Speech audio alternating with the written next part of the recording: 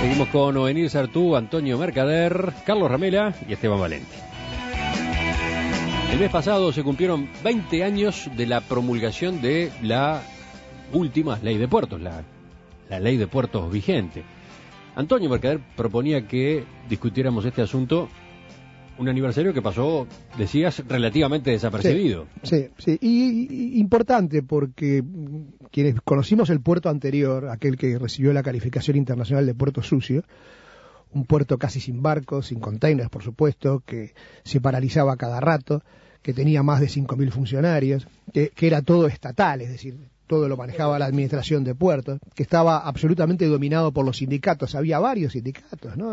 Nada más que de los estibadores, por ejemplo, que fue uno de los nudos más difíciles de desatar. Había 4 sindicatos distintos.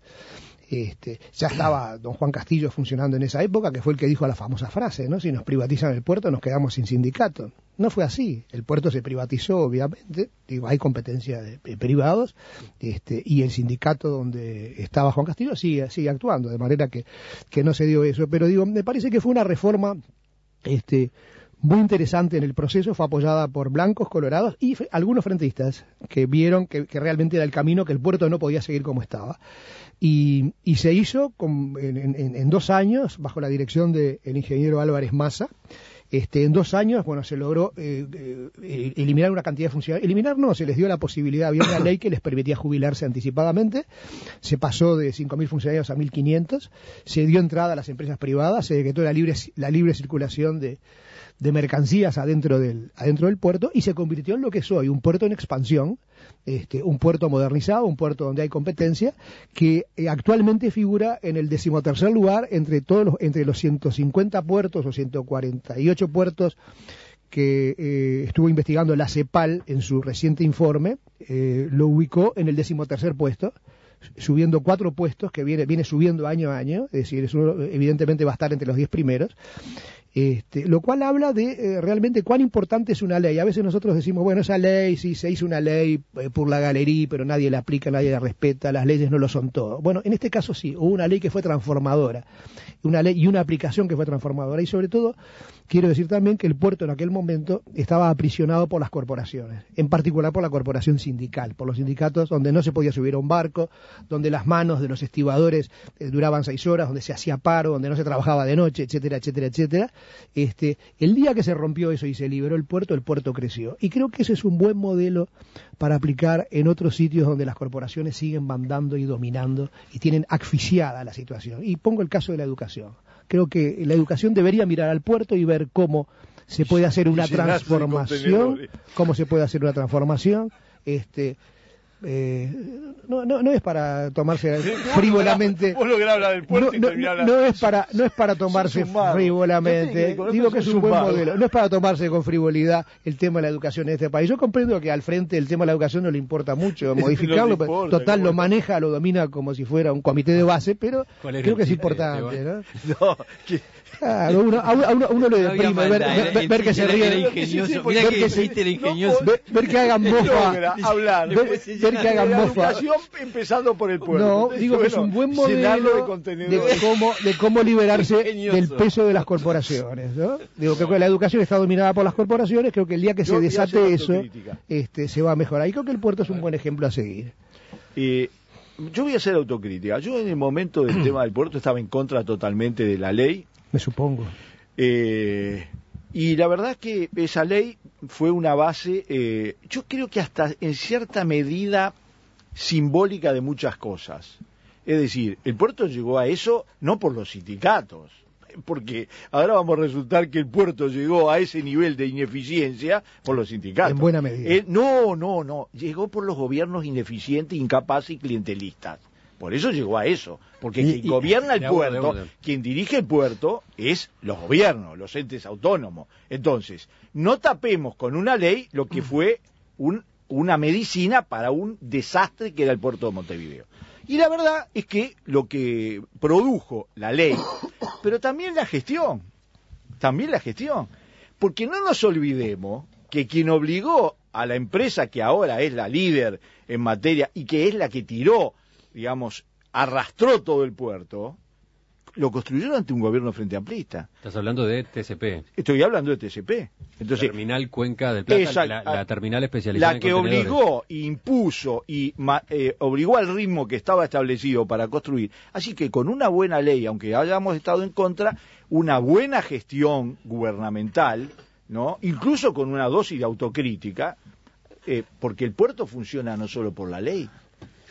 Es cierto que la ley ayuda. El puerto funciona porque hay un gobierno que trabaja de manera mucho más eficiente, más transparente. No solo este gobierno, solo este gobierno. Incluso el gobierno de Jorge Valle, que no tenía que ver con la ley, hizo avances importantes. Y el primer gobierno, el que la puso... Pero la gran explosión del puerto y de la logística, y eso lo dicen las cifras de manera abrumadora. Viva el Frente. Lo produjo el gobierno del Frente Amplio. Sí, viva, todo es el Frente acá. Y no hablo de otros temas. Antes no había nada, antes que llegara el Frente no había nada. Este país lo inventó el Frente. 5.000 trabajadores en un puerto ineficiente, que no lo nombró el sindicato. Lo inventó el Frente. Vamos al otro lado de la mesa, Carlos. Convierte la autocrítica en un elogio. En un autoelogio. Es como Zapata, si no la gana la empata.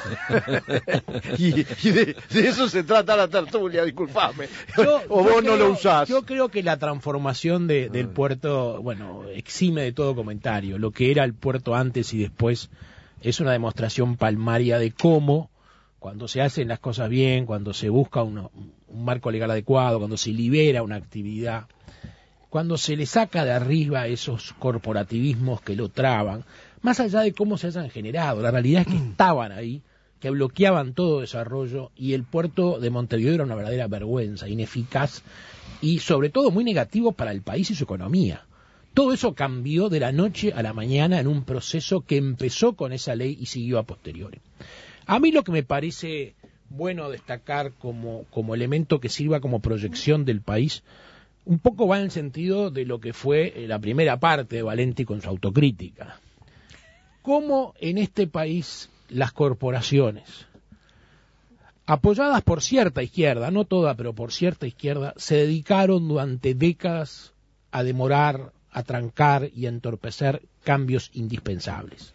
Y lo hicieron con el puerto, hicieron con el puerto, estoy hablando, después va a ser su turno, estoy hablando. Lo hicieron con el puerto. ¿Con qué solemnidad que te... Lo hicieron... Las risas vienen porque Carlos acaba de parar una interrupción que pensaba meter o venir. De Sartú, que nunca interrumpe. No, el que estadísticamente habla menos. Lo hicieron con el puerto... Ser educado no paga. Lo hicieron con el puerto y lo hicieron también en otros organismos. No hay que olvidarse de aquel acto de sinceramiento de Vergara, cuando muy poco después que Tabaré Vázquez ganara las elecciones, en la contratapa de Búsqueda un reportaje dijo: ahora que somos gobierno vamos a apoyar muchas de las cosas a las cuales nos opusimos cuando éramos oposición. La pregunta del millón es: ¿cuánto le costó al país esa forma de hacer política? ¿Cuánto se atrasó el país? ¿Cuánto perdió de progresar?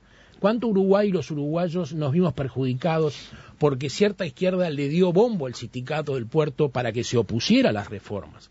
Como le dio bombo al certificado de AFE, al sindicato de AFE, que sigue en el mismo estado que estaba el puerto antes. AFE sigue teniendo 1.000 y pico de empleados. Esos empleados se oponen a cualquier reforma de cualquier tipo, y AFE tiene 3 trenes que circulan de vez en cuando. La reforma de ANCAP, que también fue boicoteada por la izquierda. Hoy tenemos un récord mundial, tenemos el gasoil más caro de la región por lejos. El sector productivo, agro, transporte, pagan el gasoil más caro. ¿Por qué? Porque el precio de nuestros productos, nafta y gasol, está condicionada por la realidad técnica de una refinería que es obsoleta, a que le gusta hablar de obsoleta a la gente del gobierno. Y sin embargo, ahí estamos. Entonces, la mayor inversión en reformar la refinería desde que se creó. No sirve para nada. Tenemos el gasoil más alto de la región porque la refinería falla por su base. Ahora, ¿cuánto le costó al Uruguay esa actitud egoísta y mezquina de una izquierda que dijo cuanto peor mejor y paremos y lleguémonos a todo? Una pregunta, ¿Valera va a hablar toda la hora? ¿O en algún momento voy a poder tomar yo la palabra? Concedo la palabra, concedo una interrupción al compañero Sartori. No. Cerramos la hora tuya y hablamos los demás. Se unen los tres en un gesto de hidalguía Y te autorizan a que hables, venir. Los cuatro. Sinceramente digo, yo no voy a discutir que efectivamente en algunos lugares del Estado las corporaciones sindicales actúan como un factor retardatario y que frena cualquier tipo de buen funcionamiento. Pero el origen de los problemas del Estado uruguayo no está exactamente en los sindicatos. Pero por favor. Y quiero ser muy claro en que acá hubo gobiernos, esto no lo digo como acusación, así como admito que tienen razón en cuanto a que en algunos lugares los sindicatos actúan como fuerzas reaccionarias, también hay que tener claro que acá hubo todo un proceso de privatización para el cual previamente se pusieron directorios y gerencias que estaban apuntando a fundir al organismo para poder privatizarlo, para justificar que había que privatizarlo. Entonces, vamos a ser claros, acá hubo medidas espeluznantes en algunos de los organismos públicos y directorios que seguían orientaciones casi suicidas, ¿no? Entonces no podemos echarle toda la culpa a los sindicatos. Yo veo que hay organismos públicos que ahora funcionan, no son deficitarios, marchan. Básicamente porque, está bien, los sindicatos, lo que se quiera, pero básicamente los directorios tienen intención de que el organismo público funcione.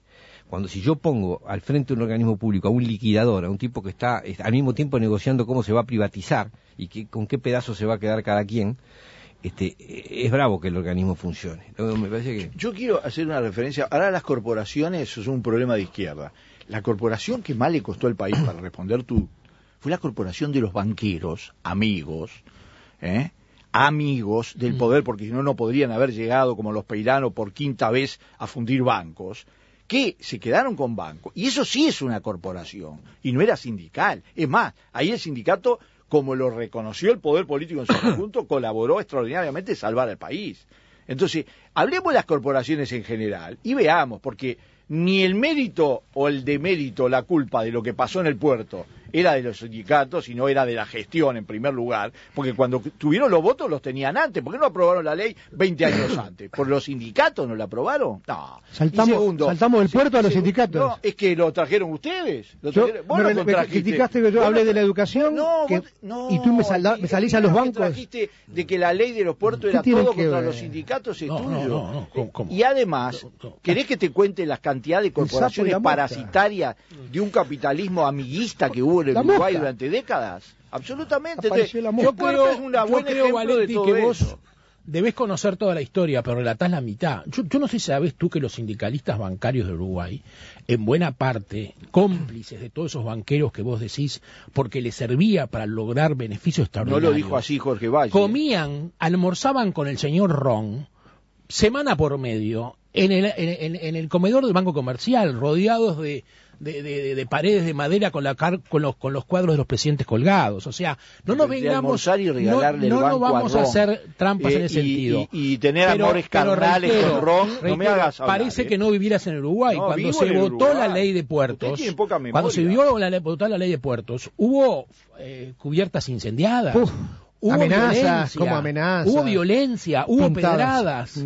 Cuando se subastó la terminal, el centro quedó sitiado por Castillo y su gente, quedó sitiado. O sea, ustedes me refieren a los errores de los partidos políticos de hace 50, 60 años. ¿50, 60 años? Los asumo. 2002. Lo del puerto fue antes. No, hablando 2002. Del puerto. Pero estoy hablando de la crisis bancaria. No. Sujétese al temario. Los asumo si querés, pero ustedes, por el motivo más egoísta de todos de llegar al poder, le pusieron el palo en la rueda al país.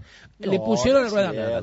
Y rechazo por infundadas y agraviantes los comentarios de mi amigo Sartú de que nosotros poníamos personas para que liquidaran las empresas. Eso no es real. En algunos casos sí. En algún caso porque la empresa no admitía otra cosa que la liquidación. Asumían el cargo y yo escuchaba, esto salía por televisión, sería comprobable, individuos puestos en los directorios de los entes hablando de la conveniencia de privatizarlo.